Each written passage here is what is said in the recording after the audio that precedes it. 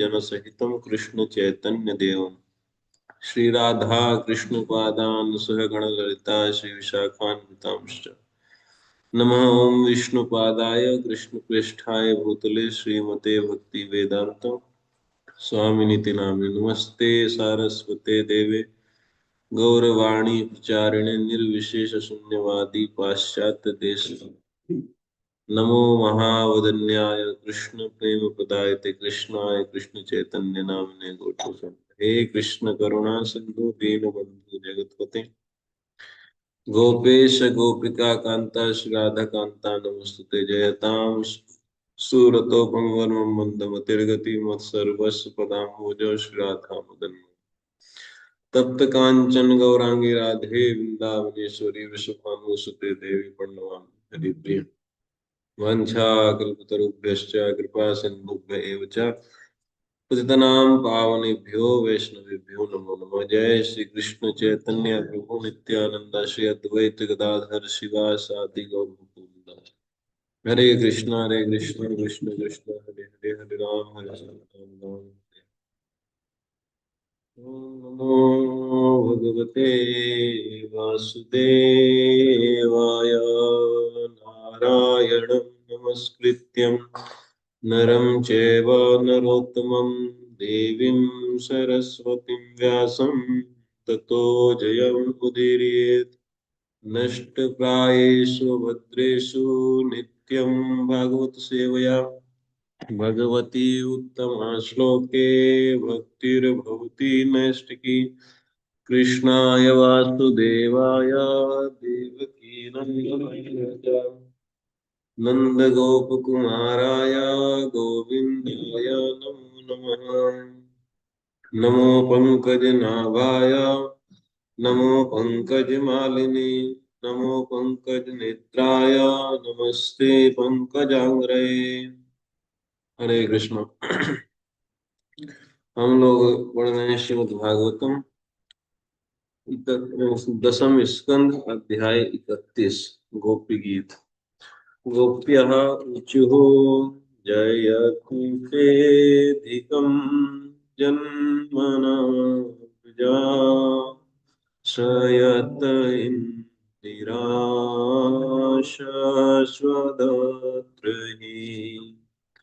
दयितदृश्यतां दीक्षुता त्वयि धृता सवा त्वां विचिन्वते। ये पहला श्लोक चल रहा है। तो हमने इसका अन्वय देखा था।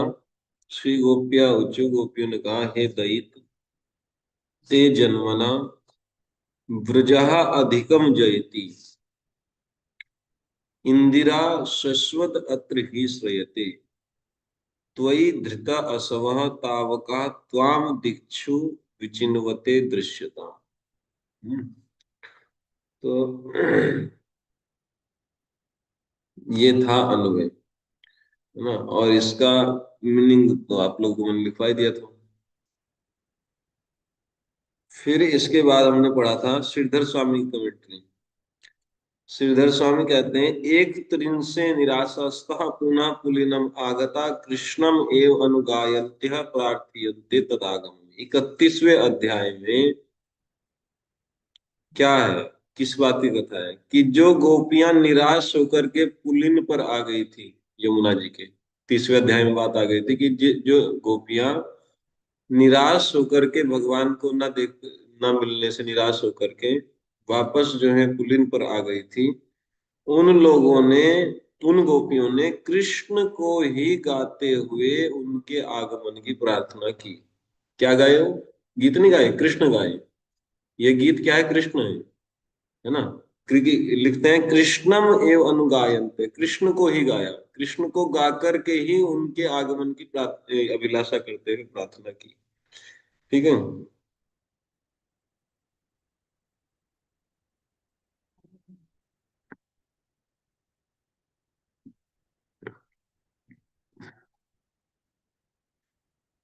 तो फिर उसके बाद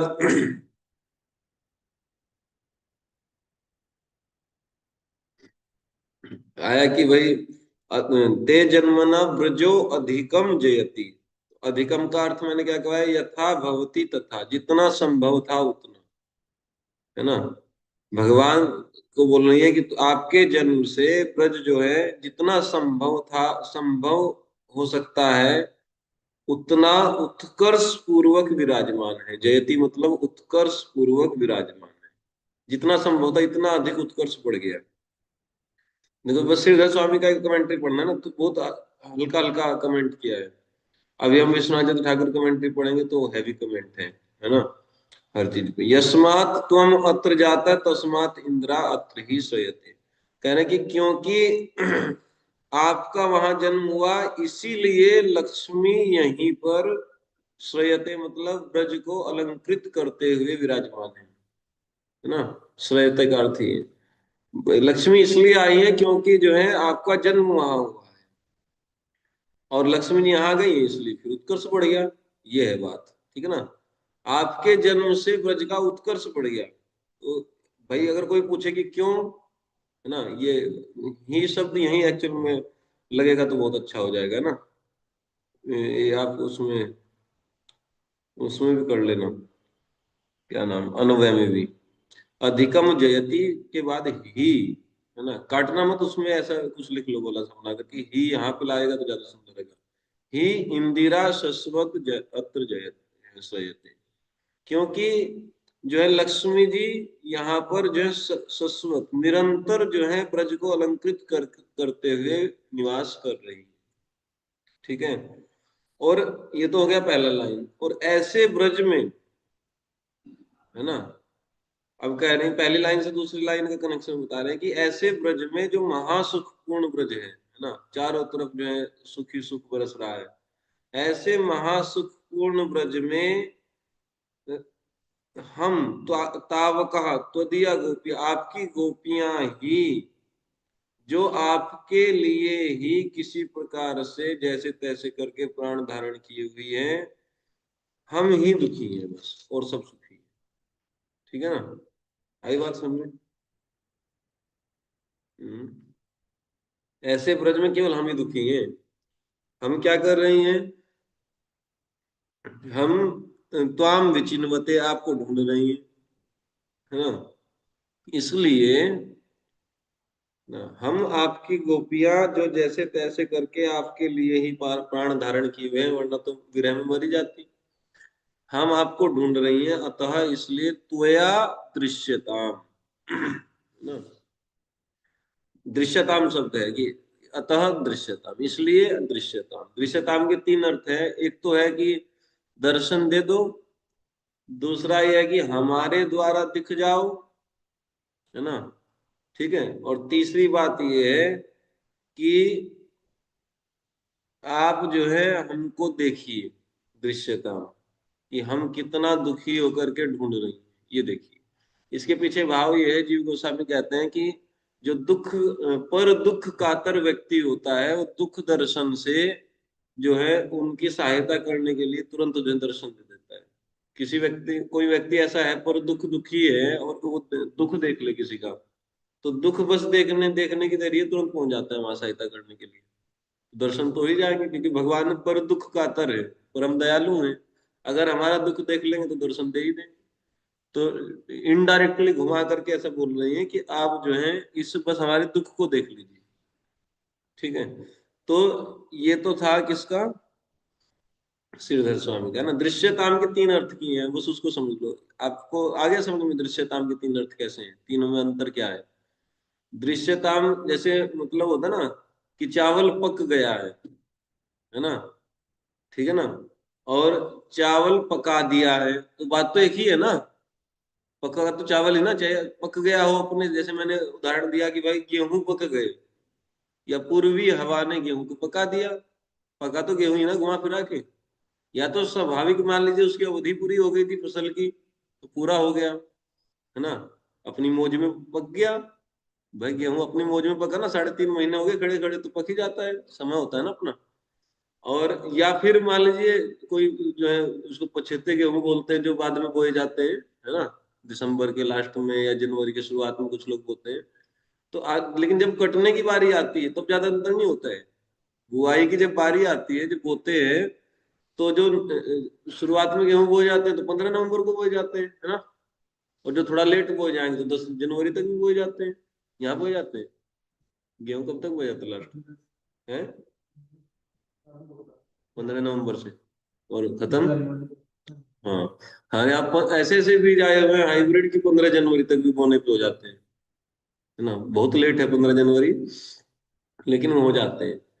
तो देखो बुआई में कितना अंतर हुआ, 15 नवंबर से 15 जनवरी में कितना अंतर पड़ा, 2 महीने का, है ना। और जब कटाई होगी उधर अप्रैल में, तो ये जो 15 नवंबर वाले मान लीजिए 1 अप्रैल को कट गए, वो जो है 17-18 अप्रैल तक कट जाएंगे, है ना। बुआई में तो 2 महीने का अंतर है, और कटाई में 15-20 दिन के अंतर में सब पक जाता है। जब पूर्वी हवा चलती है ना गरम गरम, तो सब कच्चा पक्का सब बराबर कर देती है ना। चाहे दाना छोटा ही हो उसके अंदर अनाज का, उसी को पका देती है छूटे को, उसको बढ़ने नहीं देती है। समझ गए ना। तो भाई चाहे तो गेहूं स्वाभाविक पका हो, और चाहे पूर्वी हवा ने पकाया हो, पका तो गेहूं ना। तो वैसे ही है ना। तो दृश्य धातु है, तो दृश्य धातु में दोनों आ जाएगा। या तो भगवान जो है मान लिया अपने से ही दर्शन दे दे, अपने से प्रत्यक्षीभूत हो जाए, है ना, प्रत्यक्ष आकर खड़े हो जाए उनकी आंखों के सामने। या फिर जो है हमारे द्वारा आप देख लिए जाए, है ना। आगे बात समझ में। या तो आप दर्शन दे दो, या हमारे द्वारा आप जो है दिख जाओ, है ना, देख लिए जाओ। दोनों में अंतर समझ में आ गया।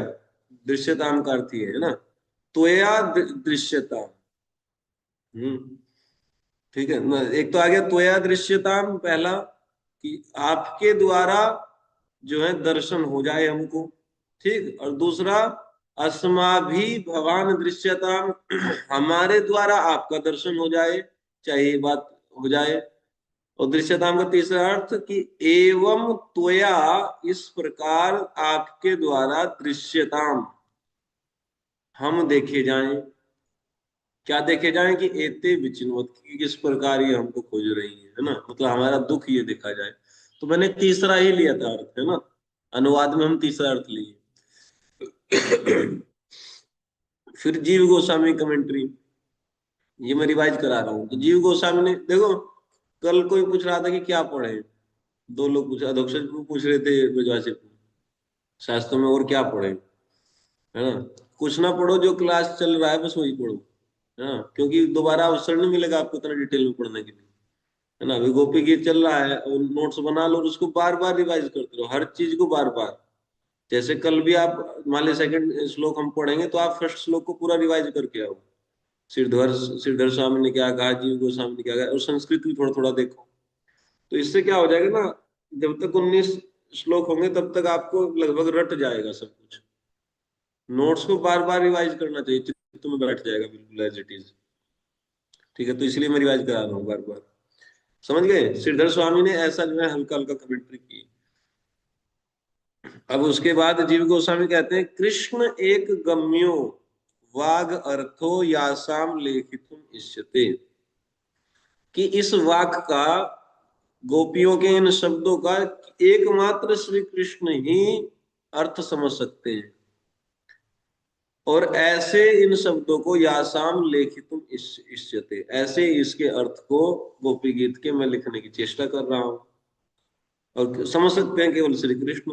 तो भाई पूछेंगे तो फिर आप क्यों लिख रहे हैं बिना मतलब के? है ना। तो जीव गोस्वामी कह रहे हैं कि ता एव करुणामय स्वीकुर्वन्तु मदाग्रह, कि वे ही करुणामयी स्वामिनी गण मेरे इस आग्रह को स्वीकार करेंगी। ये मुझे आशा है। स्वीकार करेंगे मतलब हमसे लिखवाएंगे। ठीक है ना। तो ये एक बात, कि भाई गोपियां ही हमसे लिखवाएंगी, मेरा आग्रह है। तो गोपियों ने लिखवाया जीव गोस्वामी के हाथों से। फिर कहते हैं कि पीत श्री गोपिका गीत सुधा सार रस श्रियाम श्रीधर स्वामी नाम किंचित अवशिष्टम विचीयते, जिनके पास पीडीएफ नहीं है उनको समझ में नहीं आएगा। हाँ, इसका अर्थ ये हुआ। समझ गए कि इसका अर्थ क्या हुआ। जिनके पास संस्कृत का पीडीएफ नहीं है और वो उसको खोले नहीं है ना, उनको समझ में थोड़ा बहुत आएगा या नहीं आएगा लगभग। तो वो कृपया करके मुझे गाली ना दें, हाँ, कि ये बढ़िया नहीं पढ़ाया। हाँ, क्योंकि वो समझ में तभी आता है। तो पीत श्री गोपिका गीत सुधा सार रस श्रीयाम श्रीधर स्वामी ने कह रहे हैं कि पूर्व काल में श्रीधर स्वामी पाद ने इस गोपी गीत के अमृत सार की रस संपत्ति को पिया था। ठीक है, इस गोपी गीत के अमृत सार, इसेंस, नेक्टर, है ना, इसेंशियल नेक्टर, जो इसेंस निकला है इसका, है ना, अमृत सार, जैसे दूध का सार है मक्खन, है ना, मक्खन सार ऐसा बोला जाएगा। और इसका अमृत सार, है ना, जो अमर बना दे व्यक्ति को, या जिसका टेस्ट जो है मृत ना हो, फेड़ ना हो, उसको अमृत कहते हैं ना। अमृत सार रस श्रियाम, इस अमृत सार की रस संपत्ति को पिया, यानी कि रसास्वादन किया था। और किंचित अवशिष्टम, थोड़ा बहुत कहो जो गिर गया हो इधर उधर, है ना, हाथ से पी रहे हो तो ऐसे तो मान लो थोड़ा बहुत हाथ से तो निकल गिर जाता है, या गिलास से पियो तो गिलास में लगा रह गया होगा। बस विचीयते, उसी को चुना हो इकट्ठा करके और उसको ले लिए, है ना, ये मेरा है अवशिष्ट। समझ गए ना, कि वो जो श्रीधर स्वामी का अवशिष्ट था तो उसको मैं इकट्ठा करके यहाँ पे प्रस्तुत कर रहा हूँ। समझ गए ना, दैन्यता है ये, है ना। और ये एक तरीके से जीव गोस्वामी जो है श्रीधर स्वामी को जो है प्रणाम कर रहे हैं, है ना। गुरुजी ये विचीयते है विचार्यते है? विचीयते, इसमें विचीयते मतलब चयन ये के करना। ये के ऊपर रह आ रहा। ठीक है, जो भी है इसमें विचीयते लिखा है। ठीक है। तो अब इसके बाद वो रानी है, वो बड़ी ई की मात्रा है, विचीयते, विचीयते, चयन कर रहा हूं, है ना, वही चुन रहा हूं इधर उधर से जो गिर गया था, बस उसी को प्रस्तुत कर रहा हूँ। ठीक है।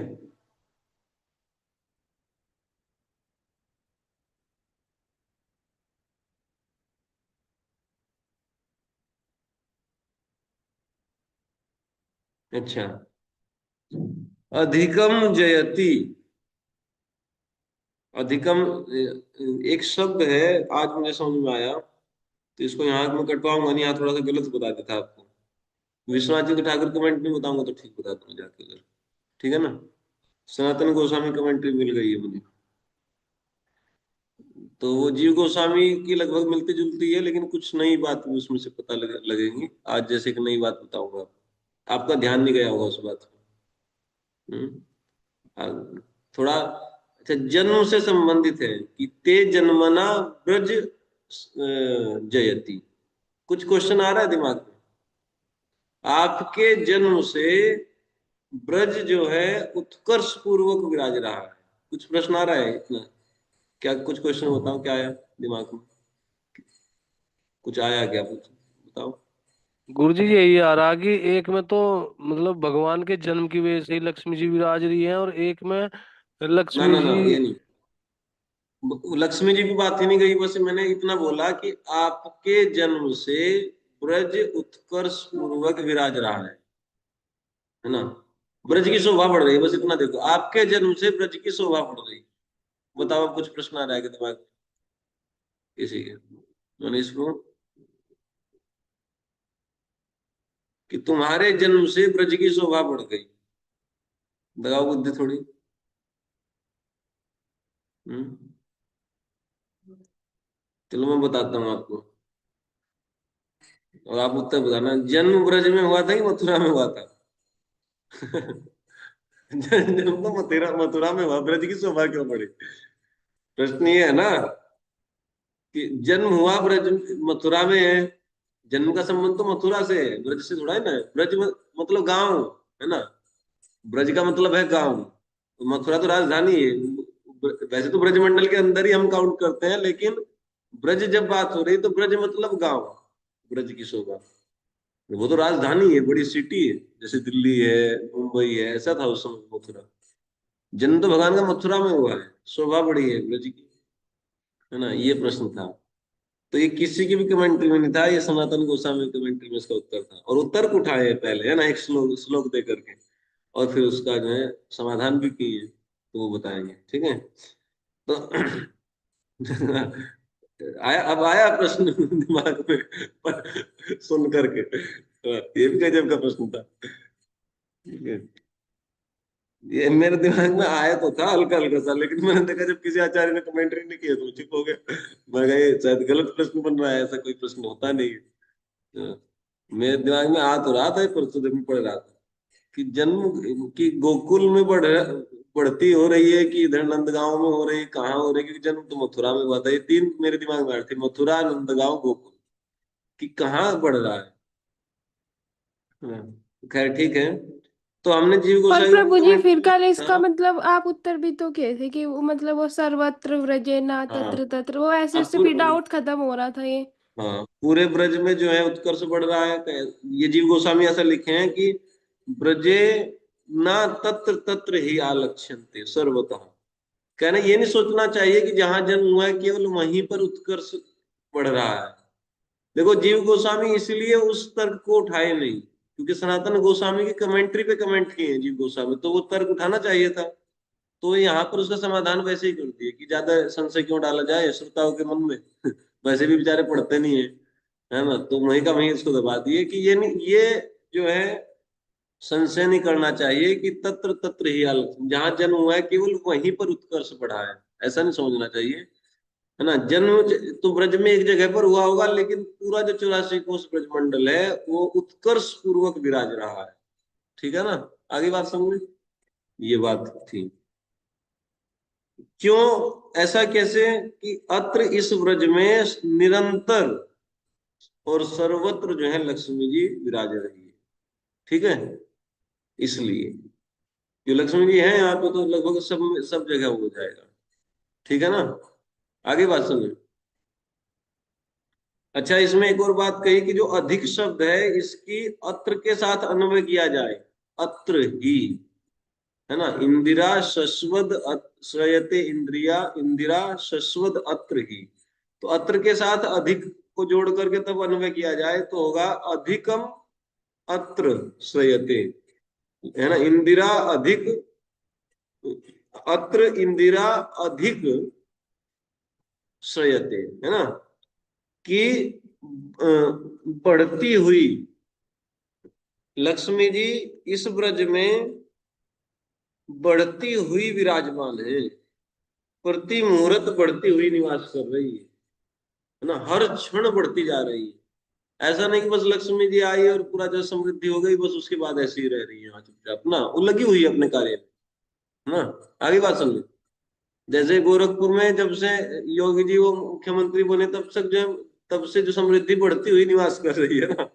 ठीक है, कभी ये नाला तोड़, कभी वो सड़क फोड़, है ना, वो सब चल ही रहा है जब से, जब तक रहेंगे तब तक यही चलता रहेगा। समझिए ना भाई, जहां पर कोई मंत्री मंत्री रहते हैं, मुख्यमंत्री का कोई अपना शहर है, तो उसमें ऐसे ही होता रहता है। पहले उसको नाली को बनाएंगे, फिर उसको तोड़ेंगे तो बड़ा नाला बनाएंगे।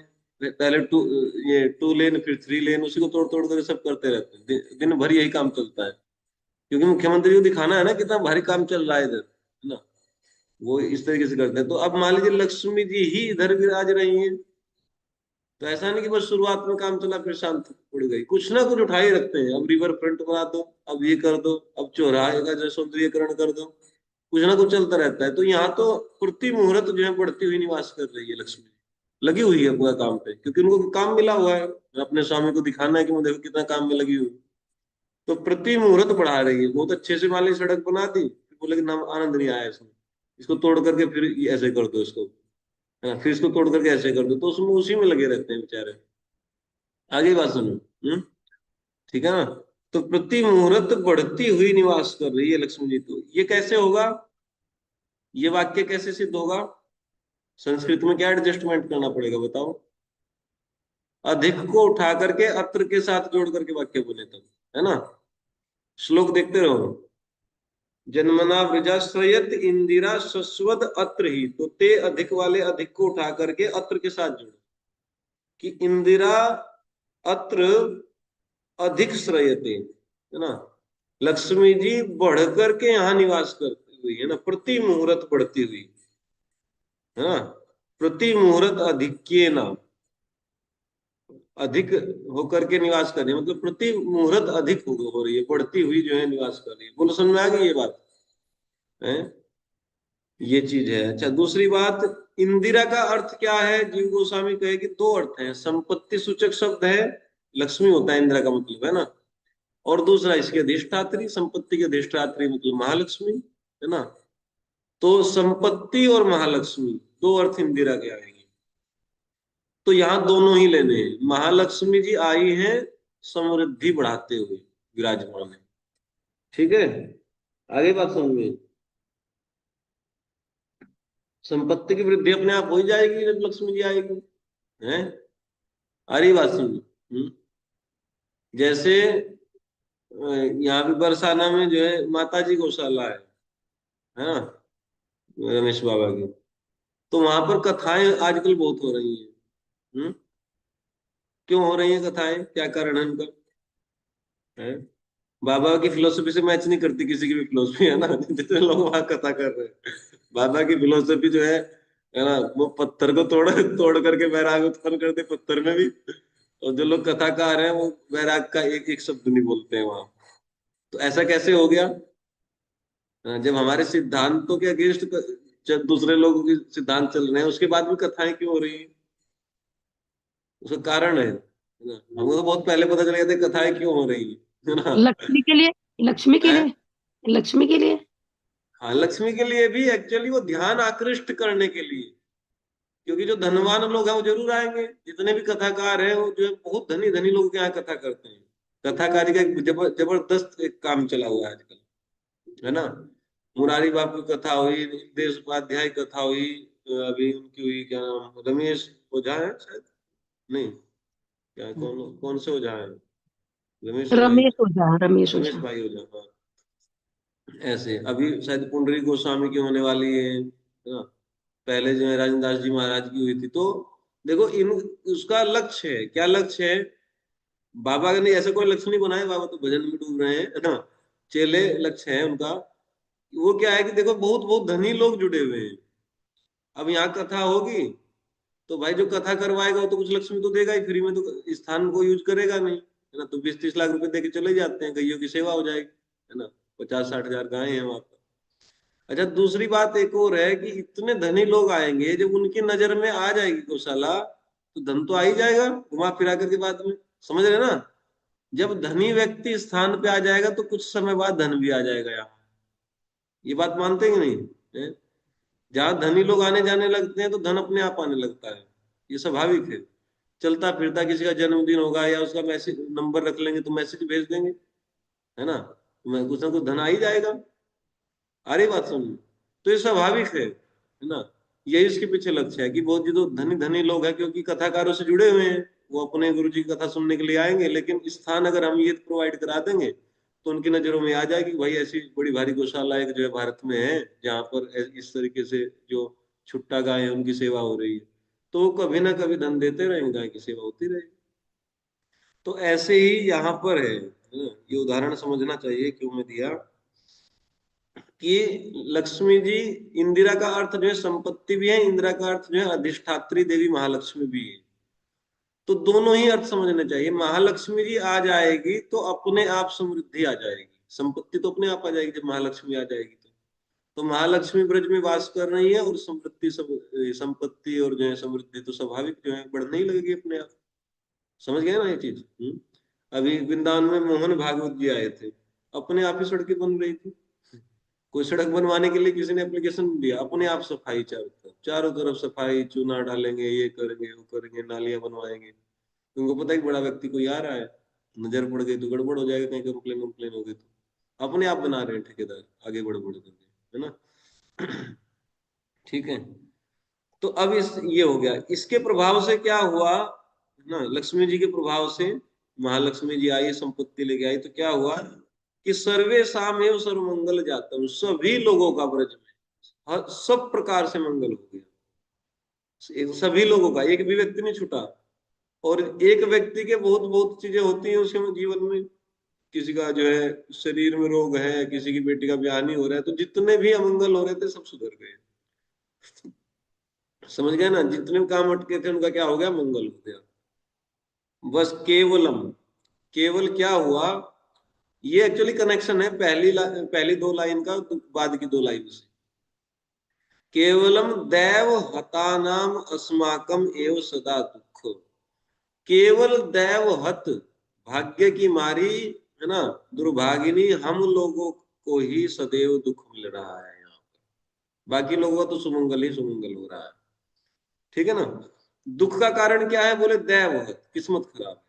ये नहीं कह रहे हैं कि आप आपकी वजह से, बोले किस्मत खराब है ना। दुर्भाग्य ऐसा है बेचारा हमारा कि हम ही दुख में हैं। अच्छा, और उसमें कह रहे हैं कि उसमें भी ये बहुत अधिक बढ़ रहा है। जैसे उधर लक्ष्मी जी है ना, लक्ष्मी जी मंगल कर रही है, लेकिन लक्ष्मी जी प्रति मुहूर्त बढ़ रही है। तो प्रति मुहूर्त मंगल ज्यादा हो रहा है। किसी घर में 10,000 है तो अगले दिन 20,000 आ जा रहे हैं, है ना। वो बढ़ता जा रहा है प्रति मुहूर्त उनका। ठीक है ना। खेती जो है पिछले साल कम हुई थी, इस बार और ज्यादा है, उससे अगले साल और ज्यादा। तो सबकी व्यवस्था ऐसी हो रही थी। गाय का दूध बढ़ रहा था प्रति मुहूर्त, है ना, अधिक स्वादिष्ट हो रहा था। तो लक्ष्मी जी जैसे मंगल कर रही है और प्रति मुहूर्त बढ़ा बढ़ा के मंगल कर रही है। तो ऐसे उनके प्रभाव से यहाँ पर सबका मंगल हो रहा है, लेकिन केवल हम ही है दैवहत, देव ने जिनको मारा है, ऐसी हम सदैव दुखी हैं। और तत्रा अपि अधिकम, उसके ऊपर अधिक हमको दुख हो रहा है प्रति मुहूर्त। कैसे अधिक दुख हो रहा है? क्यों हो रहा है भाई पूछा जाए तो बोले सर्वज्ञेन परम दयालुना अस्मत् प्राण वल्लभेना अपि त्वया न ज्ञायत। कि तुम सर्वज्ञ होते हुए भी, परम दयालु होते हुए भी, और हमारे प्राण वल्लभ होते हुए भी हमारे दुख को देख नहीं पा रहे हो, इसलिए दुख और बढ़ रहा है। आगे बात सुनो है भाई। दुखी तो हम आपकी वजह से नहीं है, हम आप पे कोई आरोप नहीं लगा रही है। हमारा किस्मत खराब थी, अहंकार आ गया हमको। आप तो हमारे साथ जो है रास नृत्य कर ही रहे थे, हमारे दिन खराब थे, अहंकार आ गया। हम सोचने लगी हम राधा से भी के बराबर हो गई। आप भाग गए वहां से। राधा रानी कह रहे हैं कि मैं सोचने लगी अन्य गोपियों से ज्यादा श्रेष्ठ होंगे, आप हमारे तक पास सिर्फ चले गए। वरना आप तो कह ही दिए थे कि कंधे पे चढ़ लो तो हम तुमको ले जाएंगे अगर पैर दुख रहे तो आपको हम कोई कंप्लेन नहीं कर रहे हैं, हमारी किस्मत खराब है, हमारी मति मारी गई, है ना।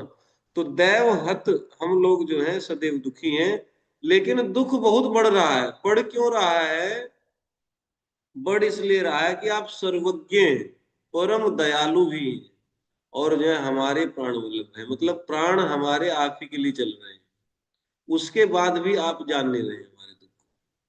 ठीक है ना। ये हमारा दुख जो है क्या कर रहा है? बढ़ा रहा है। ये बात आगे बात सुन में भाई देखो। एक तो पहले मान लीजिए हम दुखी हैं, तो दुखी तो है ही, और कोई व्यक्ति है जो हमको सुखी कर सकता है, वो हमको जान नहीं रहा है, तो दुखी तो अभी भी है। लेकिन अगर वो सर्वज्ञ है, उसको पता भी चल गया और फिर भी दुख दूर करने के लिए आए, तो और दुखी हो जाएगा कि बताओ, उसको पता भी चल गया अभी ये भी दुख, है ना, कि सर्वज्ञ व्यक्ति है, जान गया और फिर भी नहीं आया। ऐसे होता है ना कि हमारा एक्सीडेंट हो तो हमसे मिलने के लिए नहीं आए, तो दुख दुख उसको एक्सीडेंट का नहीं है, दुख इसका है कि तुम मिलने के लिए क्यों नहीं आए, है ना। ये देखा है रिश्तेदारों में, है ना, एक दूसरे रिश्तेदारों को जो है ऐसे टोंट करते रहते हैं, है ना, कि तुम हमको देखने के लिए नहीं आए, हम मर रहे थे, है ना। तो ये उसको दुख है। अच्छा, फिर उसके बाद मान लीजिए पता भी चल जाए आप परम दयालु हैं। भाई मान लीजिए ठीक है, उनको पता चल गया अरे वो ऐसा ही है ना, बड़ा निष्ठुर व्यक्ति है, आया नहीं हमको देखने के लिए, ठीक है, उससे क्या अपेक्षा जब है ही ऐसा मनमोजी। पता तो चल गया, लेकिन भाई जब मान लीजिए उसको स्वभाव ही नहीं है, इसको दया ही नहीं आती उसको किसी के प्रति, तो उससे कोई अपेक्षा नहीं है। आप तो परम दयालु हैं, दीन बंधु हैं, पता होने के बाद भी और परम दयालु होने के बाद भी नहीं आए, तब तो और दुख। ऐसा भाई क्या हो गया ना। ऐसे में हमारे पे क्यों नहीं दया आ रही है? पता भी चल गया, ये भी बहाना नहीं चलेगा कि हमको पता नहीं था। आप सर्वज्ञ हैं, पता तो आपको सब रहता है, और परम दयालु हैं, सब पे इतनी दया करते ही रहते हैं, हम कैसे जो वंचित रह गए आपकी दया से? इसका मतलब कुछ और बात है ना। ये बहुत दुख की बात है कि आप इतना कठोर केवल हमारे लिए हुए, और आप हमारे प्राण वल्लभ, हम प्राण धारण किए हुए हैं आपके लिए। अब तो आपका ये एक उत्तरदायित्व है। भाई कोई परम दयालु व्यक्ति है, दया कर दे तो एक अलग चीज, लेकिन कोई उसका अपने के स्वजन का ही एक्सीडेंट हो गया तो उसका कर्तव्य भी बनता है। केवल दया ही की बात थोड़ा ही ना है, दया हो चाहे ना, कर्तव्य नहीं बनता है। क्योंकि हम जो है आपके आपके लिए तो हमारे प्राण चल रहे हैं, फिर भी आप जो है हमारे इस दुख को नहीं जान रहे हैं। इसलिए तद अधुना, इसलिए आज जो है अन्य बातों को तो जाने दो, अन्य हम कुछ नहीं चाहते हैं। एक काम कर दीजिए कि इस दुख को बस जान लीजिए, है ना। इसीलिए बस प्रार्थना कर रही है इन अगली 2 लाइन, है ना। ये भाव पहले ही दे दिया, 2 लाइनों कनेक्शन भी दे दिया, भाव भी दे दिया कि हम बस आज आपसे चाहती हैं कि इस दुख को आप जान लीजिए। हमको जो है ये दुख हटाने की बात नहीं कर रहे हैं कि दुख से निवारण कर दीजिए हमारा, बस हमारे इस दुख को जान लीजिए ना, क्योंकि दैव दैव हत है हम, तो दुख तो इसलिए आया, हमारा प्रारब्ध खराब है, लेकिन इस दुख को बस जान लीजिए। इसके पीछे भाव ये है ना। दृश्यताम का अर्थ ज्ञायताम किए जीव गोस्वामी, है ना।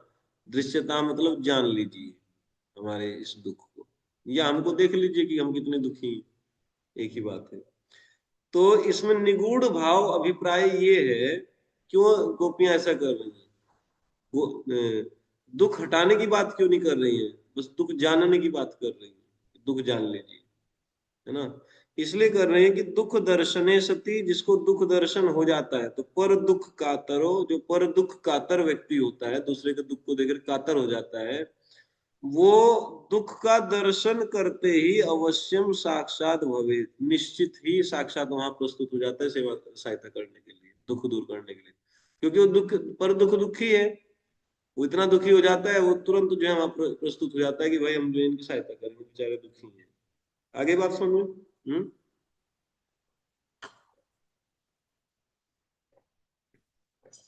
इतना कल हो गया था, अब नया है, जल्दी जल्दी करना। कह रहे किम तद दुखम, भगवान ने कहा पहले वो बताओ कि वो दुख क्या है तुम्हारा, क्या क्या दुख देखना है। तो बोले दिक्षु ताव का त्वाम विचिन्वते, है ना। त्वयि धृतासवस नहीं, त्वयि धृतासवस बाद में लेंगे। दिक्षु ताव का त्वम विचिन्वते, त्वाम विचिन्वते, है ना। बस इतना शब्द लिखना है, दिक्षु ताव का त्वाम विचिन्वते। दिक्षु मतलब सब और या दिशाओं में, दिक्षु का मतलब दिशा है ना, दिशाओं में। ताव का तुम्हारी गोपियां, विचिन्वते ढूंढ रही है ना, यही है ना। तो इससे क्या बताना चाह रही है कि भाई दुख कैसा है फिर ना, दिशाओं में तुम्हारी गोपियां तुम्हें ढूंढ रही, तो दुख आया कहां से। दुख का कारण ये है कि देखो दिशाओं में, दिशाओं में, है ना, दिक्षु। इससे बात ये सूचित हो रही है, दुख देखो कैसे आएगा। तावकाह का अर्थ है, 2 अर्थ है तावका के, त्वया स्वीकृता, है ना, आपके द्वारा स्वीकृत ना, त्वया स्वीकृता, या हिंदी में लिख लो आपके द्वारा स्वीकृत। आपने स्वीकार किया था हमको कि तुम हमारी हो, है ना। गोपियों को कहा था भगवान ने आप लोग हमारी हो, है ना। स्वीकार कर लेता, जब गोपियां आई तो भगवान ने स्वीकार किया, ठीक है। त्वया स्वीकृता, आपके द्वारा स्वीकार की हुई है, या फिर त्वदीयता अभिमानवत्यो, त्वदीयता का अभिमान है, हम आपके हैं, ये अभिमान है। आप भले स्वीकार ना किए हो, है ना। आगे बात समझे। आपके द्वारा त्वया स्वीकृता और त्वदीयता अभिमानवती, दोनों में अंतर समझ में आ रहा है। तावका का 2 अर्थ है, चाहिए ले लो चाहिए ले लो। त्वदीयता का अभिमान हमारे में पहले से ही है, भले हम अपने घर रहती थी, ब्याही गई थी, लेकिन हमारे में यह था कि हम कृष्ण की हैं। त्वदीयता का अभिमान था पहले से ही। और अभी अभी आपने जो है हमको स्वीकार किया ही था, जब रास नृत्य स्टार्ट हुआ, है ना। तो त्वया स्वीकृता, तो हम आपकी हैं, हमारी तरफ से भी और आपकी तरफ से भी, दोनों तरफ से स्वीकृति हो गई, ठीक है ना। आई बात समझ में। तो ऐसे तब ऐसे हम आपकी गोपियां विचिन्वते, अब विचिन्वते मृगयंते भी लिख सकते थे कि ढूंढ रही हैं, है ना। विचिन्वते लिखी, विचिन्वते का मतलब होता है अन्वेषण करना, है ना, बहुत बारीकी से, है ना, वो अन्वेषण करना, एनालिसिस करना। तो इसमें कह रहे हैं कि विचिन्वते से बहु दुखम अनुभवंती इति अर्थ, बहुत दुख का अनुभव हो रहा है। अन्वेषण में तो बहुत दुख का अनुभव होता है ना, हैं? होता है कि नहीं? जैसे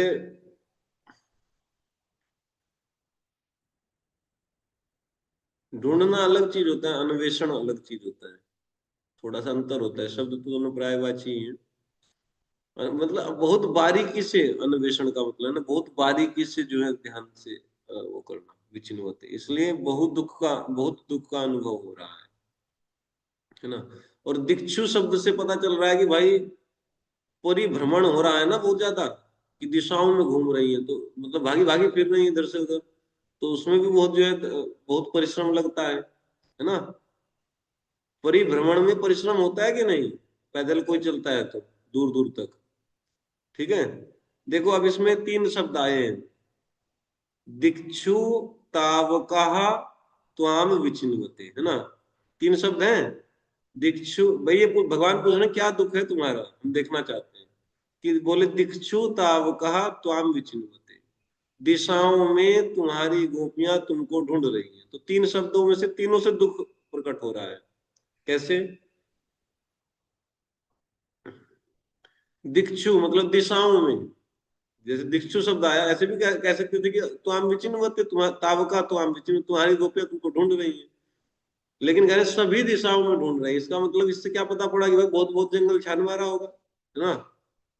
सभी दिशाओं में, ये भी नहीं कहा कि मतलब इस जो है भांडीर वन में या इसमें बंसीवट के आसपास, सभी दिशाओं में, पता नहीं कहाँ कहाँ निकल गई गोपियां।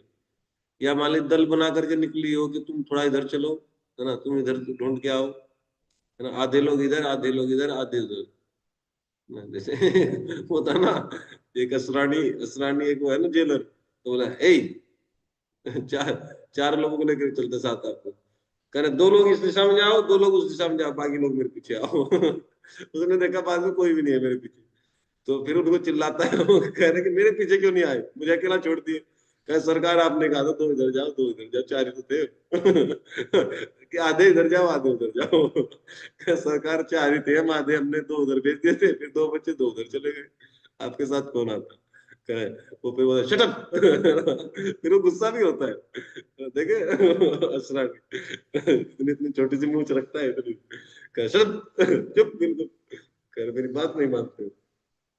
तो सभी दिशाओं में, अब सभी दिशाओं में, दिशा शब्द से पता पड़ रहा है कि बहुत बहुत दूर तक जो है भ्रमण हुआ है ना।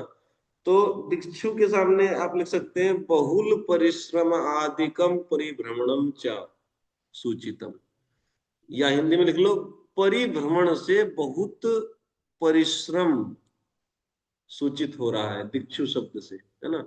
दिक्षु शब्द से परिभ्रमण समझ में आता है कि बहुत बहुत घूमना पड़ रहा है दिशाओं में, मतलब अलग अलग दिशाओं में गई होंगी गोपियां दल बना करके अपना, और बहुत लंबे लंबे जो है उन्होंने तो दूरी तय तय तय की होगी, है ना। तो दिक्षु से पता पड़ रहा है कि परिभ्रमण में बहुत परिश्रम हो रहा है। तावकहा शब्द से क्या पता पड़ रहा है, दो अर्थ हैं, आपके द्वारा स्वीकृत हैं और आप त्वदीया अभिमानवती हैं, है ना। हम हमारे में तो पहले से ही त्वदीयता का अभिमान था जब हम घर में थे, लेकिन आपने तो अभी भी स्वीकार ही कर लिया है प्रत्यक्ष, ठीक है। आई बात सुनिए, तो तावका से भी जो है दुख सूचित हो रहा है, अभी बताएंगे। विचिन्वते, पहले देखो विचिन्वते, तो हम विचिन्वते, विचिन्वते मतलब अन्वेषण में बहुत दुख का अनुभव हो रहा है। भाई जैसे परिक्रमा करते हैं, गोवर्धन की परिक्रमा की, तो वो बहुत दिक्षु है ना, बहुत दिशाओं में घूमे, सभी में घूम गए, चारों तरफ घूम तो गए। गिरिराज जी के 21 किलोमीटर 22 किलोमीटर की हो गई, लेकिन मान लीजिए उसमें हमारी सोने की अंगूठी खो जाए कहीं, है ना, या मान मान लीजिए हमारे घर का कोई व्यक्ति आए, उसकी सोने की अंगूठी खो गई, अभी 1,60,000 रुपए है तोला, तो 1.5 तोले की थी मान लीजिए, तो देख लो कितनी की बैठेगी, 2-2.5 लाख की, है ना, खो गई कहीं। और उन्होंने कहा कि भाई जो है हम तो आ गए और बड़ा आज घाटा हुआ, एक काम करना, आप परिक्रमा जा रहे हो तो हमारी अंगूठी थोड़ा देख लो, कहीं रास्ते में मिले तो, है ना, समझ गए ना। मतलब पत्नी देवी जी जो है पहले करती परिक्रमा, और वो पति को बताती है अपने, है ना। अब पति बिल्कुल जो है वो आसक्ति, मान लीजिए हमको कहेंगे तो हम तो झूठ मूठ कह देंगे कि ना मिले नहीं हम कौन सा देखने वाले, हम तो जब करते हो जाएंगे आराम से। किसी खो जाए और हमको कह देंगे तो मुझे थोड़ा देख लेना कि हाँ हाँ देखेंगे, हम तो जब करते जाएंगे मजे में, हम नहीं देखने वाले हैं। ठीक है, और आगे बोल देंगे हाँ बहुत खोजी लेकिन मिली नहीं। लेकिन पतिदेव जी को बता दिया उसने अपने, और पतिदेव जी तो भाई आसक्त हैं। अब पतिदेव जी गिरिराज जी को देखे ही नहीं सारे रास्ते, खूब जो है कभी इधर ठोकर मारे रेत में, कभी उधर, है ना, यहाँ यहाँ थी क्या कि वहां थी क्या, बीच बीच में फोन करे कि इधर तो बैठी थी क्या कहीं, है ना, गोविंद कुंड के आसपास, कि ना ना इधर नहीं बैठी। कि फिर कि वहां हमने गन्ने का रस पिया था, वहां पे भी देखना, है ना, यहाँ ही किया था। अब समझ रहे हैं, तो परिक्रमा करने में तो एक दुख होता ही है, अन्वेषण करने में उससे भी ज्यादा दुख होता है ना। अगर अन्वेषण करने में किसी को लगा दें तो उसको तो 4 गुना मेहनत पड़ जाएगी बेचारे को, है ना। तो एग्जाम्पल बहुत रिलेटेबल था प्रभु जी। हाँ समझ गए ना, तो ये समझ रहे हैं। तो दिक्षु से अपने आप ही परिभ्रमण से परिश्रम सूचित हो रहा है, और उसके ऊपर भी विचिन्वते, है ना, विचिन्वते अन्वेषण कर रहे हैं, बहुत दुख का अनुभव हो रहा है। अच्छा, तीसरा दुख किसके कारण है? ताव का, क्योंकि हम आपकी हैं और आपको ढूंढ रहे हैं। देखो, जिस चीज से आसक्ति होती है और उसको जब ढूंढा जाता है, जैसे मान लीजिए किसी की अंगूठी खो गई, तो बोले प्रभु जी सब लोग देखना, हम जैसे मान लीजिए हम 5 लोग गए, सब लोग देखना हमारी पत्नी की अंगूठी खो गई थी। तो जिनकी पत्नी नहीं है वो भी देखेंगे, है ना, वो भी अंगूठी को देखेंगे, लेकिन उनको बहुत ज्यादा दुख नहीं होगा, क्योंकि उनकी थोड़े ना कोई हुई है। मिलेगी तब ठीक, नहीं मिलेगी तब ठीक। और जिसकी अंगूठी है ना, उसके तो प्राण सुख रहे होंगे। समझ रहे हैं बात है? ठीक है, जैसे भगवान राम की पत्नी भाई जो है रावण ने अपहरण कर लिया, तो सुग्रीव इत्यादि सब लोग चले गदा वदा लेकर के, हम जो है ढूंढवा देंगे। लेकिन दुख तो राम जी को ही हो रहा था। बाकी लोगों को ज्यादा थोड़ा ना हो रहा था। बाकी लोगों का तो ये था कि भाई हम जो वचन दिए तो ढूंढवाएंगे, है ना, इनकी पत्नी खोई है तो ढूंढवाएंगे। समझ गया ना। दुख केवल जो है भगवान राम को हो रहा था, है ना, या बाकी लोगों को हो रहा, थोड़ा बहुत हो रहा है, इतना ज्यादा नहीं किसी को हो रहा था, है ना। जिसकी खोई है भाई, दुख तो उसको होगा, है ना। रोटी कौन खिलाएगा? जीवन कैसे कटेगा, है ना। भोजन की व्यवस्था, लक्ष्मण जी की भाई पत्नी घर पे अपना भोजन की व्यवस्था हो ही जाएगी, है ना। ठीक है, सबकी, सुग्रीव की भी हो जाएगी, सबकी हो जाएगी। लेकिन भोजन का तो काम बिगड़ा है किसका? भगवान राम का ना। तो सबसे ज्यादा दुख उनको रहेगा जिसका सामान है, जिसका, है ना, कोई वस्तु है, व्यक्ति है। समझ गए ये चीज। तो ताव कहा, आगे बात समझ में, ताव का से क्या है कि हम आपकी हैं इसीलिए दुख हो रहा है, अन्यथा तद अनुत्पत्ति इति भाव, उसकी उत्पत्ति, दुख की उत्पत्ति ना होती। ढूंढने में परिश्रम भले ही होता है, दुख थोड़ा ही ना उत्पन्न होगा। परिश्रम अलग चीज होता है, दुख अलग चीज होता है। गोवर्धन की परिक्रमा करने में तो दुख तो होता ही है, कष्ट नहीं होता है। नहीं सॉरी, वो परिश्रम होता है ना। परिश्रम होता है कि नहीं गोवर्धन की परिक्रमा करने में, लेकिन दुख थोड़ा है ना होता है, सुख मिलता है, हृदय को सुख मिलता है। और परिश्रम मतलब जो है शरीर थक जाता है। ठीक है, लेकिन जिसका कुछ खोया हो परिक्रमा में, या आईफोन किसी का खो गया हो, चोरी हो गया हो, उसको परिश्रम तो होगा ही, प्लस दुख भी होगा। तो उसके लिए दोनों चीजें। आगे बात समझो। ठीक है, तो ये चीजें थी। इसलिए देखो, ये कनेक्शन देखो, है ना, किम दुखम, इसको फिर बाद में पढ़ना आप कैसे कैसे कनेक्शन है। सबसे पहले तो इंदिरा का बताएगा ना, अधिक शब्द को एक बार उधर जयति के साथ लिए, फिर अधिक शब्द को इधर लिए, इसके साथ प्रतिमुहूर्त अधिक किए ना, लक्ष्य इंदिरा श्रेयते, है ना। तो एक सेक्शन तो ये हो गया। और उनके प्रभाव से सर्वत्र मंगल हो रहा है, केवल हम ही हैं जो दैवहत होकर के दुखी हो रही हैं, और इसमें भी बढ़ रहा है हमारा दुख। क्यों? क्योंकि आप सर्वज्ञ होते हुए, परम दयालु होते, प्राण वल्लभ होते हुए भी इसको जान नहीं रहे। ये हो गया। तो 2 पैराग्राफ, 2 हो गए, है ना, 2 टॉपिक एक अलग अलग।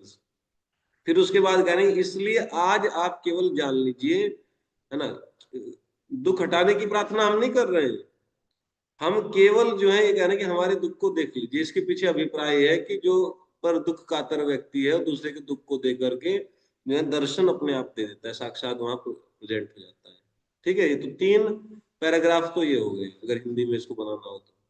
फिर भगवान पूछे क्या दुख है तुम्हारा, चलो बताओ, जानना चाहता हूँ ना, ज्ञायते कि जानो हमारे दुख को। तो बोले कि क्या दुख है तुम्हारा बताओ, मैं जानना चाहता हूँ। भगवान मान लीजिए ऐसे है ना, वो आकाशवाणी हुई, दर्शन बाद में दूंगा, पहले बताओ क्या दुख है ना, ऐसा अपेक्षा करके अपने से बताने की दिक्षु तावकहा त्वाम विचिन्वते, ये दुख है। तो इसमें कौन सा दुख है, इसमें तो कहीं दुख का विवरण है नहीं। तो भगवान बुद्धिमान है, वो समझ जाएंगे कि दिक्षु दिशाओं में घूम रही है, मतलब परिभ्रमण से परिश्रम होता है, तो भगवान को समझ में आ गया, हाँ ठीक है भाई, दुख है ना, बहुत बहुत दिशाओं में घूम रही है, ढूंढती है, तो परिभ्रमण से दुख होता ही है। फिर दूसरी बात बोली ताव कहा विचिन्वते, एक तो विचिन्वते मतलब अन्वेषण में और भी दुख होता है।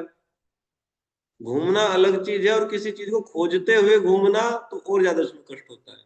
आगे बात समझो, घूमना तो एक अलग चीज, और कि उसको काम भी बता दे घूमते घूमते तो और कठिन। ठीक है, अन्वेषण करना हो गया।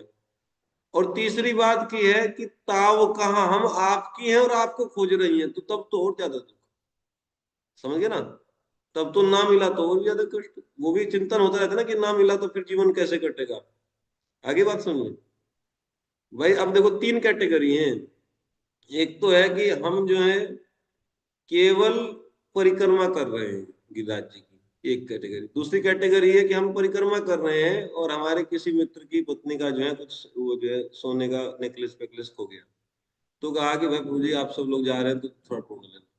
तो ढूंढ लेंगे, थोड़ा अधिक परिश्रम होगा, है ना, निगाह इधर उधर दौड़ानी पड़ेगी जगह जगह, भाई यहाँ पे भी देख लो, थोड़ा वहां पे भी देख लो, ये हो गया। और तीसरा है वो व्यक्ति जिसकी पत्नी का वो सामान खोया है ना, अब उसको परिस चलने का भी परिश्रम, अन्वेषण का और अधिक दुख, परिश्रम, और जो है क्योंकि वो अपना सामान खोया है, नहीं मिलेगा तो 2 लाख का घाटा तो हमको ही होगा, है ना। उसको ये समझ में आएगा ना कि 2 लाख का घाटा तो मुझे ही होगा, ये बाकी जो प्रभु जी लोग मेरे साथ हैं इनको थोड़ा ना घाटा होगा अगर नहीं मिलेगा तो 2 लाख का घाटा भी उसको याद आ रहा है ना, क्योंकि वो सामान उसका है। हम तो केवल खोज रहे हैं भाई, खोजने में थोड़ा परिश्रम लगता है, लेकिन उसको तो इसका भी दुख है। अगर ताव कहा ना होती हम, तो तब ये जो है दुख उत्पन्न ना होता, केवल परिश्रम परिश्रम होता है ना। आगे बात समझ में, बताओ। ठीक है ना, तो ये हुआ। इसलिए फिर कह रहे तत्र दयित, है ना, इसलिए वहां पर कहा गया हे दयित, है ना। दयित शब्द अब जोड़ा जीव गोस्वामी ने, शुरुआत में नहीं जोड़ा था। दयित, दयित का मतलब होता है जो दया करे, उसको दयित कहते हैं। निरुक्ति शब्द को उसमें इसकी है ना, दयिते इति अनुकंपाम जनयंती। दयित मतलब, दयित शब्द इसलिए कह रहे हैं कि अनुकंपा उत्पन्न हो जाए भगवान कृष्ण में, इसलिए दयित कह रहे हैं। समझ गए ना, जैसे आपको किसी से कोई काम निकालना हो कि महाराज आप बड़े जो है उदार है ना, बहुत दयालु हैं, ठीक है, सबसे प्रेम करें, तो इसका मतलब क्या है कि वो जो है उनका उनको इमोशनल करना चाह रहे हैं, है ना। तो भगवान को दैत कहने के पीछे क्या है, दैत का अर्थ होता है जो दया करे, कि अनुकंपा उत्पन्न करना चाह रही है। तो बोलो क्या,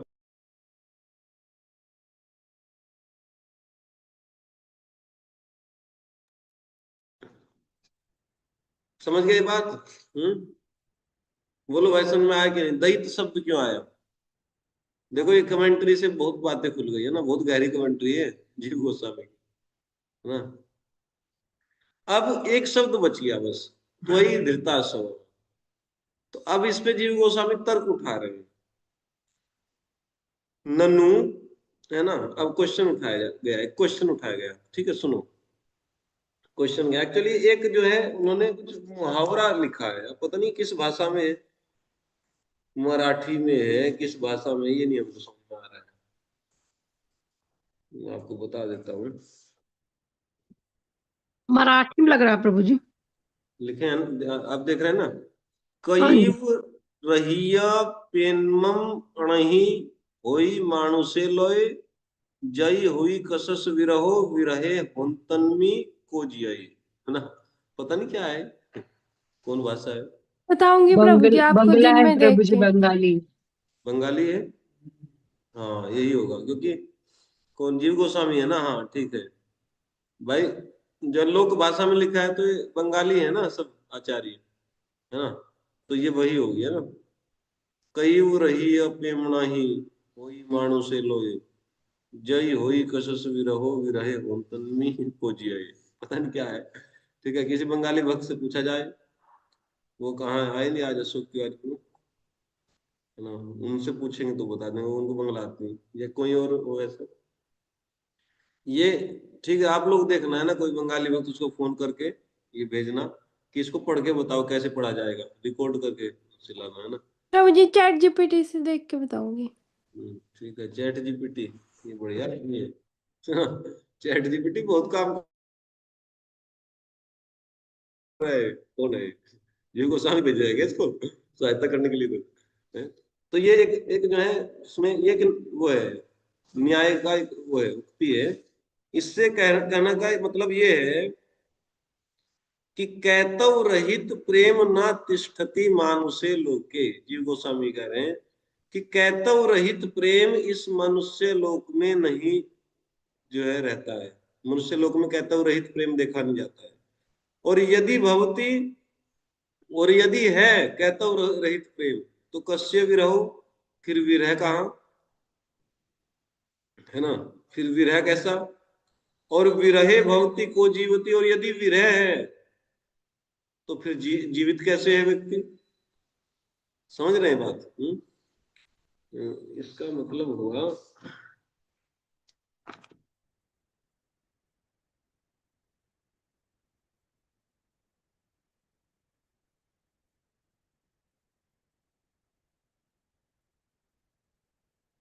हाँ, कि कैतव रहित प्रेम इस संसार में देखा नहीं जाता। और यदि भवती कस्य, यदि यदि है, मान लीजिए है प्रेम इस संसार में, तो फिर कस्य विरहो, तो तब विरह कहाँ है, विरह दिखाई नहीं पड़ता। और आप कहोगे नहीं विरह भी है, क्योंकि कैतव रहित प्रेम में विरह होता है ना। और आप कहेंगे नहीं विरह है, तो विरह भवती तो को जीवती, विरह में तो कोई जीवित रहता ही नहीं अगर ठीक से विरह हो किसी का, है ना। तो लेकिन आप तो जीवित है, मतलब कहने की बात यह है कि दैतस्य विरहे दैता न जीवेयु। दैत के विरह में दैता जीवित नहीं रह सकती, और आप जीवित है।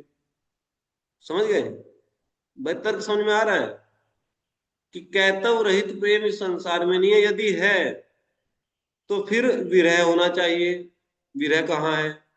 और आप यदि कहें कि हाँ हम में विरह है, तो विरह है तो फिर जीवित कैसे हो तुम लोग, है ना। दैत के विरह में दैता जो है जीवित नहीं रह सकती है, यदि वास्तव में जो है विरह। तो गोपिया कह रही सत्यम, बिल्कुल सही न्याय है, सही बात है, हम आपकी बात खंडन नहीं कर रहे हैं। त्वत एव न म्रियंते, तुम्हारे ही कारण हम नहीं मर रही हैं, वरना मर तो हम जाती, है ना। विरह में हम मर जाती, तुम्हारे कारण ही मर नहीं रही। मतलब त्वयि निमित्ते धृताशव, है ना, त्वयि धृताशव शब्द है ना, इसका मतलब ये हुआ कि तुम्हारी, इसके दो अर्थ है, त्वयि धृताशव के दो अर्थ है। समझ में आया कनेक्शन कैसे है? क्वेश्चन उठाए कि तुम जो है मरी क्यों नहीं, जब तुम कह रहे हो कि जो है हम प्रेम करती है ना, तो यहाँ पे प्रेम प्रेम है नहीं, क्यों ऐसे तावका वावका बोल रही है? बोले त्वयि धृताशव। तो अब इसके दो अर्थ हैं, एक तो है कि त्वत् प्राप्तिया आशया जीवंती, हिंदी में ऐसे लिख सकते हैं कि तुम्हारी प्राप्ति की आशा में जीवित है। त्वयि धृताशव का अर्थ ये, तुम्हारी प्राप्ति की आशा में जीवित है। और दूसरा अर्थ ये हुआ, त्वयि विषये असवः प्राणा इंद्रियाणि इति यावत् त्वं न्यसत्वेन पश्यति। अच्छा, कह रहे हैं कि हम, दूसरा अर्थ ये हुआ कि हमारे प्राण, है ना, आप में समर्पित हैं। आगे बस, है ना, धृत मतलब हमने वहां रख रखे हैं, हमारे प्राण जो है आपके पास रखे हैं। तो न्यसत मतलब आपकी जो है धरोहर है, ये हम देख रहे हैं, तो इसलिए मर नहीं रही हैं। आई बात समझ? नहीं नहीं, इसका अर्थ ये है,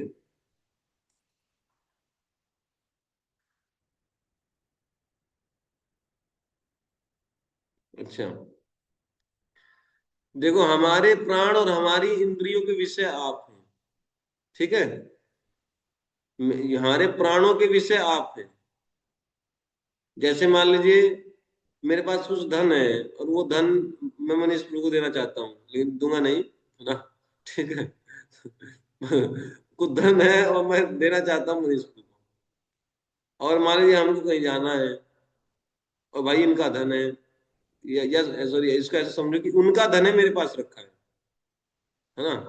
तो रखा तो मेरे पास है लेकिन है उनका, क्योंकि लक्ष्य भाई उनको देना था हमको, और हमको कहीं जाना है, तो हम इसलिए नहीं जाएंगे कि भाई जो है पहले ये जो हैंड ओवर करके जाएंगे, है ना? समझ गए ना? कि पहले धन उनको दे दे जिनका हमने रखा हुआ है, फिर चले जाएंगे। तो हमारे प्राणों के विषय हैं आप, त्वयि विषये असवः प्राणः इंद्रियाणि। आप आपके विषयीभूत, या ऐसे कह देंगे कि आप विषय हैं जिन प्राणों के, है ना? वो प्राण जो है आपके धरोहर रूप में हमारे पास रखे हैं, हम इस बात को देख रहे हैं इसलिए नहीं मर रहे। आगे बात समझो है? बोलो समझ में आया कि नहीं? कि हमारे प्राण का विषय है आप, प्राणों का विषय है आप। अब वो प्राण जो हमारे पास रखे हैं, तो हम उसको आपकी आपकी धरोहर समझ रही है, तो आपकी धरोहर आपको सौंप रही तब जाएंगी ना। तो इसलिए जो है हम पश्यंती, हम बस यही देख रही हैं, इसलिए जो है शरीर छोड़ नहीं रही। आगे बात सुनो, दो अर्थ हुए, तो यही धृताश्रवा का। एक तो हुआ कि तुम्हारे प्राप्ति की आशा में हम प्राण धारण किए हुए। दूसरा अर्थ हुआ त्वयि धृता असव का अर्थ हुआ कि त्वयि असव, है ना, धृता, है ना? त्वयि असव, त्वयि असव मतलब तुम जिनके विषय हो, ऐसे हमारे प्राण और इंद्रियां, है ना, धृत हमने धरोहर के रूप में रख रखा है। बोलो अब समझ में आया? अब आ जाएगा समझ में ना? त्वयि धृतासव को ऐसे कर लो, त्वयि धृत असव, तुम्हारे लिए प्राण धारण किए हुए हैं, मतलब तुम्हारी प्राप्ति की आशा में हम जीवित हैं। ठीक, एक अर्थ ही हो गया। दूसरा अर्थ हुआ त्वयि असव धृत, तुम्हारे, तुम जिनके प्राण हो, है ना, त्वयि असव, तुम जिसके, जिन प्राणों के विषय हो, है ना, तुम जिन प्राणों के विषय हो, यानी कि आप ही के हैं वो प्राण, है ना, क्योंकि आप ही के लिए है। तो उसको हम धृत धरोहर के रूप में अपने पास रखे बैठे हैं, उसको देख रहे हैं, उसकी देखभाल कर रहे हैं, इसलिए हम जीवित हैं। आगे बात सुनो, क्योंकि जब आप मिल जाएंगे तो ये प्राण आपको दे देंगे, फिर हम चलेंगे, है ना? बस हम वो देख रहे हैं कि आप धरोहर के रूप में उसको देख रहे हैं आपके प्राण। बोलो समझ में आया कि नहीं? ये अनुवाद में नहीं है, सर जैसा मैंने बताया आपको, अभी इसका अर्थ निकला, है ना? त्वयि असव धृता, मतलब आपके, आप जिनके विषय हैं उन प्राणों को हम धरोहर के रूप में धारण किए हुए हैं, और उनको देखभाल कर रहे हैं, कब आप आएंगे, कब आपको देकर के फिर चलेंगे, ऐसे, इसलिए हम जीवित। बोलो समझ में आ गया? तो जीव गोस्वामी का ही पूरा हुआ आज। ठीक है, तो विश्वनाथ चक्रवर्ती ठाकुर का और जो है उनका थोड़ा सा बचा है, जो कुछ अलग पॉइंट होंगे वो कल पढ़ा दीजिए, है या भी कर दे? बताओ, कल ही करते हैं ना। एक उपमा भी है बहुत सुंदर, उनका उन्होंने भी एक श्लोक दिया है, तो वो भी है। चलो, हरे कृष्ण, प्रभुपाद की जय। कोई ऐसा है जो कह रहा है वो बहुत हो गया, अगले श्लोक पे चलो खत्म कहानी। ठीक है। ज्यादा ठीक नहीं गुरु जी, नहीं नहीं। ऐसा नहीं है गुरु जी। इसमें तो गुरु जी नहीं, जो आपने आज की टीका बताई, इसमें मतलब ऐसा लग रहा है, सुन के आनंद तो आया ही है कि गोपियां भगवान को मीठी गोली दे रही हैं बुलाने के लिए पूरी। हम्म, समझ में आ गया अभी बात, इसका मतलब मिट्टी गोली है कि नमकीन है? प्रभु जी, हाँ जी। प्रभु जी, महाराज परम पूज्य राधा गोविंद महाराज बोलते हैं कि गोपियां कहती है कि हमारे प्राण तो हमारे पास है ही नहीं, आपके पास है, तो हम उसे त्यागे कैसे, हमारे पास तो केवल हमारा शरीर है, ऐसे। हाँ, ये आएगा, ये आएगा अभी जो है विश्वनाथ चक्रवर्ती ठाकुर की टीका में, ये मैंने आपको बताया था अभी जब अनुवाद करा था। है ना? तो ये जीव गोस्वामी कमेंट्री थोड़ी अलग है, विश्वनाथ चक्रवर्ती ठाकुर की अलग है ना। अभी फिर तीन भाव हो जाएंगे, दो तो ये समझ में आ गया, त्वयि धृताशव, देखो संस्कृत से पकड़ना सीखो, है ना? त्वयि धृत असव, है ना, मतलब आपके लिए धारण किए हुए हैं हम प्राण। इसका अर्थ ये हुआ कि आपकी प्राप्ति की आशा के चलते प्राण धारण किए हुए, एक अर्थ ये हो गया। ठीक। दूसरा है तुवई असौ, है ना, समझ गए ना। तुवई मतलब तुम में, है ना, तुम्हारे में जो हमारे प्राण लगे हुए, मतलब तुम जिन प्राणों के विषय हो उनको धृत हम धारण धारण किए हुए हैं, रखे हुए अपने पास धरोहर के रूप में। न्यासक शब्द आया, न्यास मतलब होता है धरोहर, है ना, धरोहर के रूप में रखे हैं और पश्यंती उसकी देखभाल कर रहे हैं। इसलिए इसलिए कहाँ चली जाएगी, इसलिए नहीं मरी, है ना, क्योंकि तुम्हारा हमारे प्राणों को विषय आप थे, यानी कि आपकी संपत्ति है वो, है ना। तो उनको हम धारण किए हुए हैं धरोहर के रूप में और उनका देखभाल कर रहे हैं। और जो ये बताए कि महाराज ऐसा बता रहे हैं, वो विश्वनाथ ठाकुर कमेंट्री है ना, उसमें कहती है कि हमारे, ये अभी विश्वनाथ ठाकुर बोलेंगे, कल बोलेंगे कि हमारे प्राण आपके पास ही है, हमारे पास होते तो जल करके नष्ट हो जाते भी रहे। वो आपके पास है, अपने स्वामी के पास है, आप जो महासुख की निधि है, तो वहां पे आनंद में है वो। अब जब प्राणों को खूब आनंद आ रहा है तो यहाँ पे ये शरीर कैसे जाए, शरीर तो नष्ट नहीं होगा ना। समझे ना, प्राण जो जब आनंद में है, सुख पूर्वक है, तो शरीर नष्ट नहीं हो रहा है। इधर होते तो पता चलता है इनको प्राणों को, जल के भस्म ना, तब कहते हैं आप, है ना, इतनी विरह इधर हो रहा है शरीर में, ये प्राण अगर इधर आ जाए तो नष्ट नष्ट हो जाते हैं, सब सब खत्म हो जाता है। तो प्राण उधर सुख से है तो शरीर नष्ट हो ही रहा है ना। आगे बात सुनो।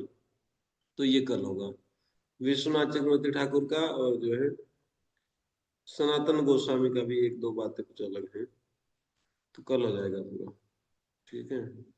प्रभु जी उस लाइन का अर्थ बताओ हिंदी में, वो जो आई थी लाइन।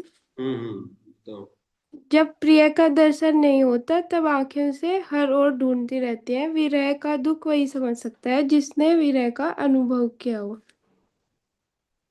गलत बोल रहा है चैट जीपीटी। गलत बोला, इतनी तो बंगला हमको भी आती है, इसका अर्थ ये नहीं है। अर्थ मैंने आपको बता दिया। नहीं, लास्ट की का तो ठीक सा ही लग रहा है, जे वही अर्थ कसम इसका भी ये रहो। है कि इस संसार में कैतव रहित प्रेम की सत्ता नहीं है, और यदि है तो फिर विरह होना चाहिए, और विरह है तो फिर व्यक्ति जीवित नहीं रहना चाहिए। समझ गए ना। वैसे तो है नहीं कैतव रहित प्रेम, कपट है प्रेम में, इसलिए विरह नहीं है। आज इस संसार में वैसे भी देख लो ना, कोई नवविवाहिता स्त्री है, उसको लगता है कि भाई हम जो है अपने पति के बिना रह नहीं सकते। ऐसा देखा गया है कि 40 साल की उम्र में कभी कभी किसी का निधन हो जाता है पुरुष का, उसकी पत्नी वो जो है बेचारी महीना 2 महीना दुखी सी रहती है, उसके बाद बढ़िया सिटी मॉल में घूमती है, शॉपिंग वॉपिंग करती है, बढ़िया से शादी ब्याह में सब जगह जाती है, वो नॉर्मल हो जाती है। तो इसका मतलब कहता वो था, है ना। या दूसरी जगह विवाह भी हो जाता है कितनी कितनी बार, पुरुषों में देखा गया है। अभी इनके मणिपुर के गांव में एक है, शायद 45 वर्ष के हैं, कि बहुत दुखी है ना, सांस भी नहीं चल रहा है ढंग से। हाँ, ऐसी ऐसी बातें हो रही थी कि भाई पता नहीं, ऐसा लग रहा है जैसे पता नहीं क्या हो गया इनको। और कह रहे हैं कि अब खोज रहे हैं कि दूसरा विवाह हो जाए। 45 साल के लड़का 11वीं में है। तो इसका मतलब प्रेम था ही नहीं। तो आप कहें नहीं नहीं कुछ तो था, तो फिर कपट वाला प्रेम था, है ना, कैतव रहित प्रेम नहीं होता है। क्योंकि कैतव रहित प्रेम होता है तो विरह होता है ना, असली विरह होता है। कैतव रहित प्रेम मतलब केवल बस उन्हीं से प्रेम और संसार की किसी वस्तु से प्रेम ना हो।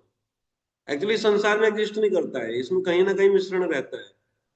और कैतव रहित प्रेम, मनीष को कह रहे हैं 40 वर्ष, है ना, कह रहे 5 मत बढ़ाओ, है ना, कम रखो। 40 वर्ष में विवाह हो जाएगा, कोई दिक्कत नहीं, ठीक है भाई करवा लो, है ना, ठीक है, 40 में करवा लो, 50 में करवा लो, है ना। तो कैतव रहित प्रेम है, समझ गए ना।